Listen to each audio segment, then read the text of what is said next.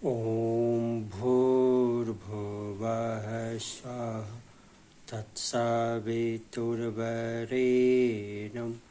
भर्गो देवस्य धीमहि धियो यो नः प्रचोदयात्।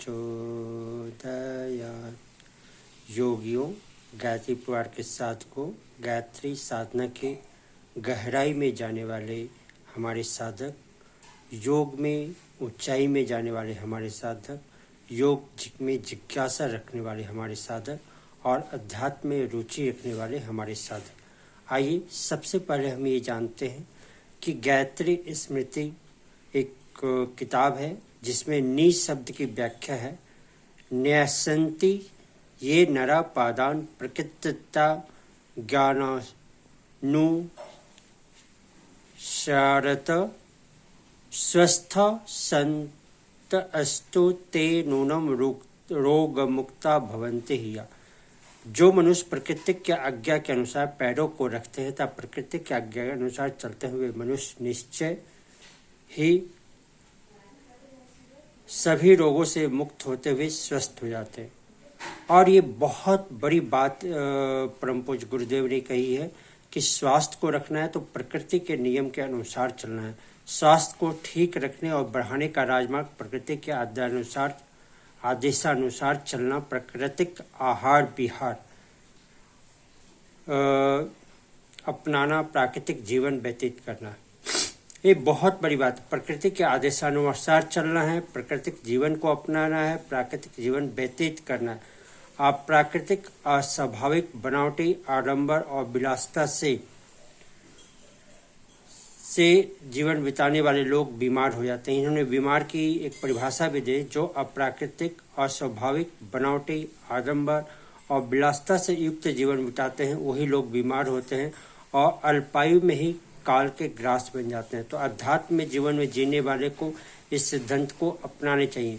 उन्होंने एक बहुत बड़ी बात कही है, भूख लगने पर ही खूब चबाकर चित्त से थोड़ा पेट खाली रखकर भोजन करना चाहिए। उन्होंने कहा कि भोजन हमेशा भूख लगने पर करना चाहिए, पर हम घड़ी के सुई के अनुसार भोजन करते हैं, शरीर के इस नियम को अवहेलना कर देते हैं।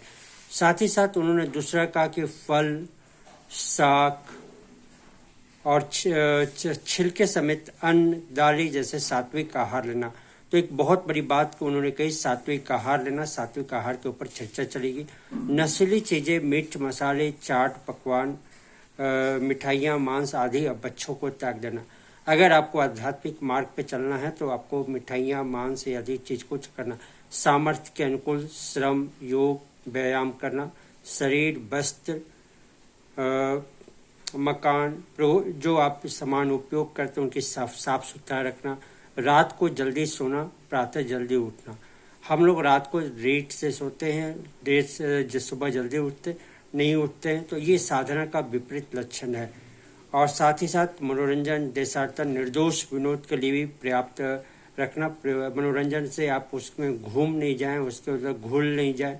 और कामुकता, चटोरपन, अन्याय, बेईमानी, ईर्ष्या, द्वेष, चिंता, क्रोध आदि के को विचारों से मन को हटाकर सदा प्रसन्न रखने और सात्विकता, सद्विचारों में रमन करना। स्वच्छ जलवायु का सेवन, उपवास, एनिमा, फलाहार, जल, मिट्टी आदि प्राकृतिक उपचारों से रोग मुक्ति का उपाय करना। देखिए, ये बहुत बड़ी बातें हैं कि गायत्री स्मृति में इतनी सारी चर्चा है। आप एनिमा को जो है पेट साफ करने के लिए उपयोग कर सकते हैं। भूख लगने पर भोजन कर सकते हैं। साथ ही साथ अब जो है मतलब पूरे पेट भर के नहीं खा सकते, आधा पेट खाना चाहिए। तो ये भी चीज़ आपको सीखने पड़ेंगे। सात्विक आहार लेंगे, सामर्थ्य के अनुकूल श्रम भी करना है। जैसा श्रम वैसा भोजन भी होना चाहिए। और किन किन स्वच्छ जलवायु का सेवन करना है, स्वच्छ वायु का सेवन करना है, आपके अंदर प्राण रहेगी।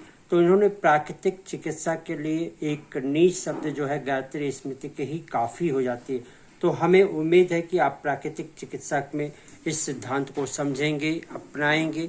और हमने इस जीवन में इस सूत्र को लेकर प्राकृतिक चिकित्सा से उपचार करने की सामर्थ्य की। बाद में मैंने गीता, गीता का भी, श्रीमद् भगवद गीता का भी सहारा लिया, प्राकृतिक चिकित्सा की किताब का भी सहारा लिया। इसकी जस्ट मतलब मैंने व्याख्या भर की है। तो आइए प्राकृतिक चिकित्सा से आप सभी को, साधकों को रोग मुक्त कैसे रखें, इसकी चर्चा आगे होती रहेगी। तो आप मेरे वीडियो को लाइक करें, साथ ही साथ ये इस चैनल को सब्सक्राइब करते और आगे की जानकारियां सबको बढ़ाते रहें। धन्यवाद। ओम शांति।